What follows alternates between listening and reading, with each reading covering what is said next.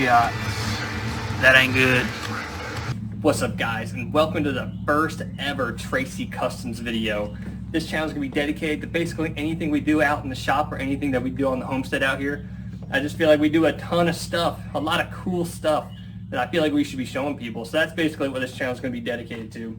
But this is going to be the first part of the first series in the channel. This series is going to be called the Doom Buggy series. So this is basically a project that I bought about 9 months ago, and we've been working on it all the time, and I just wanted to keep a series running on it. We have about, I don't know, over 150 hours in this buggy so far. I just wanted to do a real recap video on everything that we've done up to this point, and it all started with a supposed broken shift knob. So that's what it was supposed to be originally. We went to go pick it up. He said all it needs is a new shift lever. No problem, 35 bucks. But that was the very first thing wrong with it, and then it started from there and went all the way down, and now this thing currently has no back end on it. So I'm gonna take you guys back there and we'll see everything that we've done up to this point. Dang.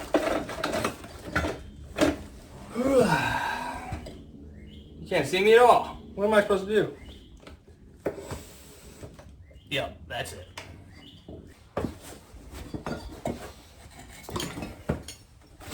Oh my god, dude. Oh, I forgot I lowered it. Jesus. Alright guys, now we're in the back of the Doom Buggy, as best as I can get you.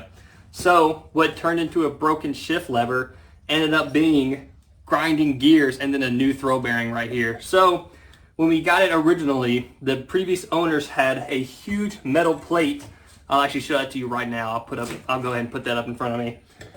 But they had this huge 1/8 inch plate in front of it, which that was its new mounting point. So obviously transmissions are very, very particular, and they don't like giant plates of metal jammed in them.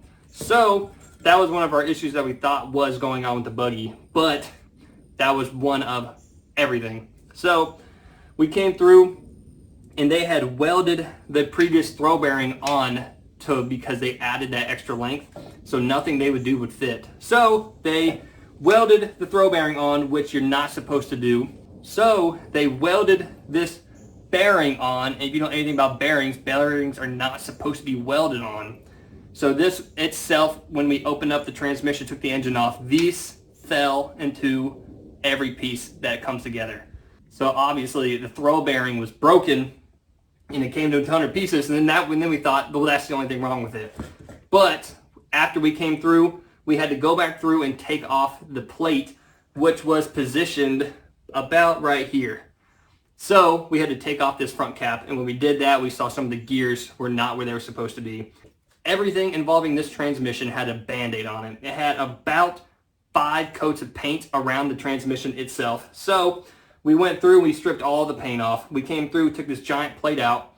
Also, the transmission was leaking terribly, mainly because it hadn't been resealed or none of the gaskets would come through. Someone had come in before and cleared out all the gaskets and then put any new ones in and then put it all back together. So that was a big problem. So what turned into a bad shift lever turned into bad bearings, which turned into things in the transmission that weren't supposed to be in the transmission, which then turned into us taking the transmission apart to every single gear and every single bolt. So that's what we ended up working on. And by the time we did that, we came through and realized that all of the boots had been rotted away. So these axle boots, you can see it right over here, axle boot. We had to go back through and replace all of the axle boots. So, which is another huge problem because originally this is a 1600cc transit Volkswagen bus transmission, but the engine is a 1969 Volkswagen Bug or Beetle engine. So the previous owners didn't know any of that. They didn't tell any of that. I think they had, I don't know what they thought they had, but clearly all they wanted to do was destroy it and then get rid of it. But yeah, going back into the transmission, also everything that you see in black metal is also brand new.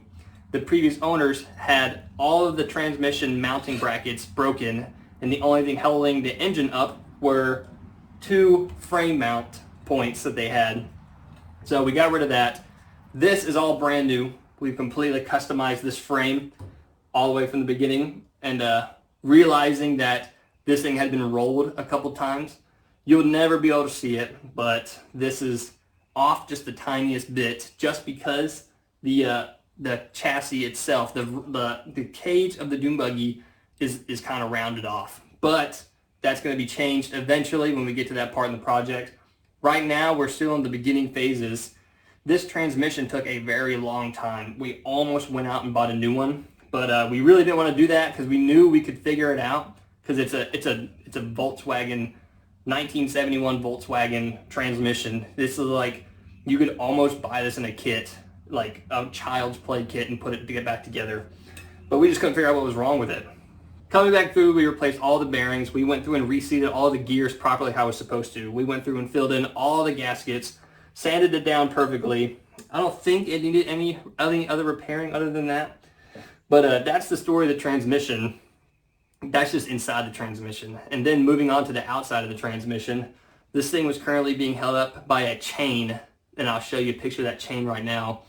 That chain was the only thing holding this engine and transmission from pivoting just like how it is now to falling forward like that. And it's what stopped it from moving back when you would change gears.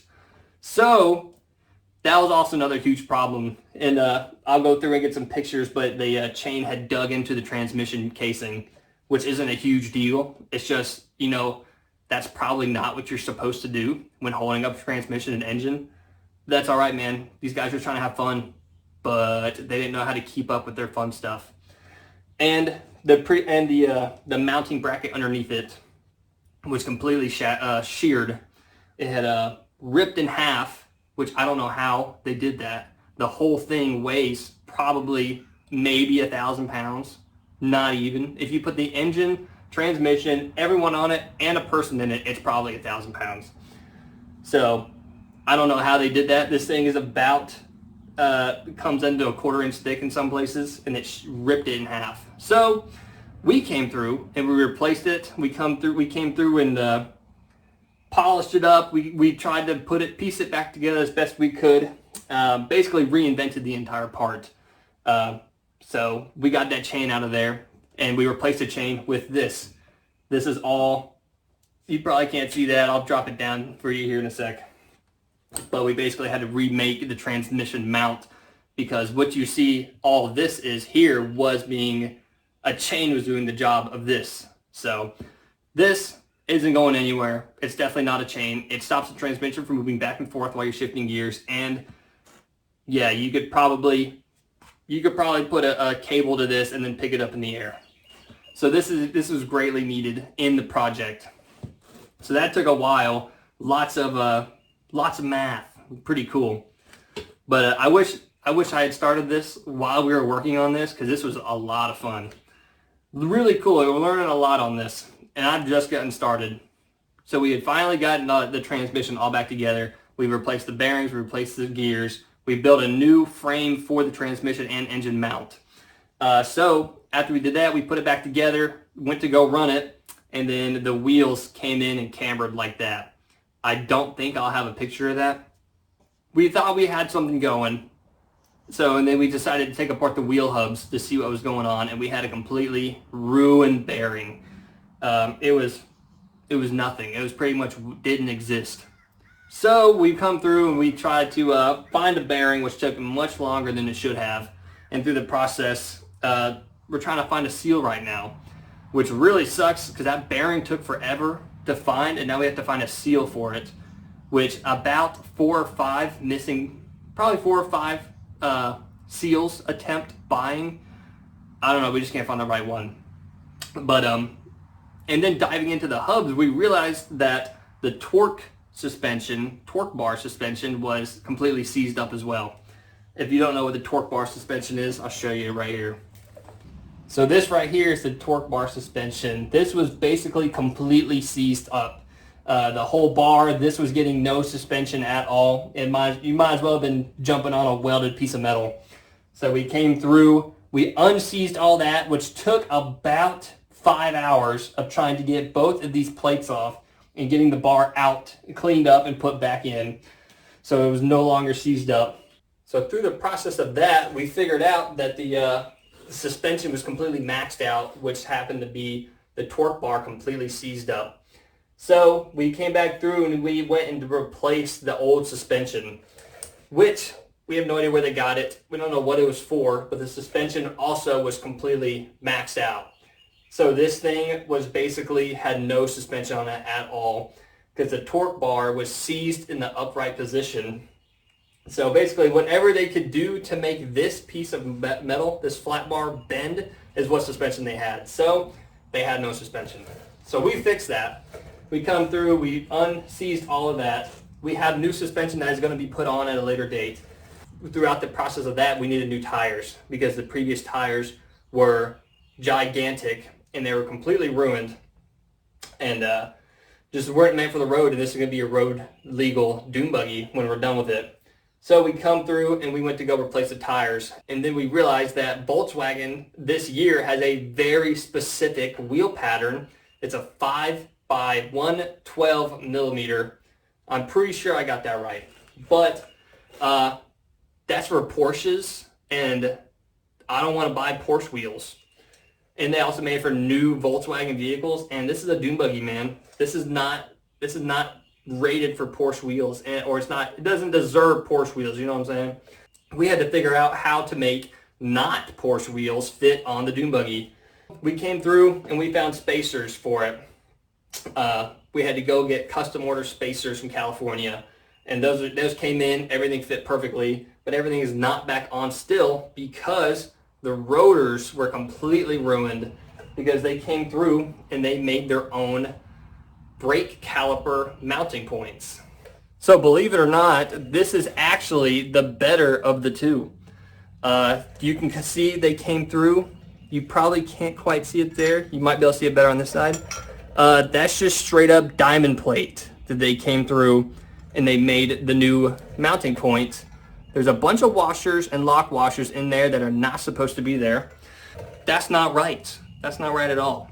We're going to come through and we're going to replace these probably in the next part video where we actually go through and we actually start to work on the buggy.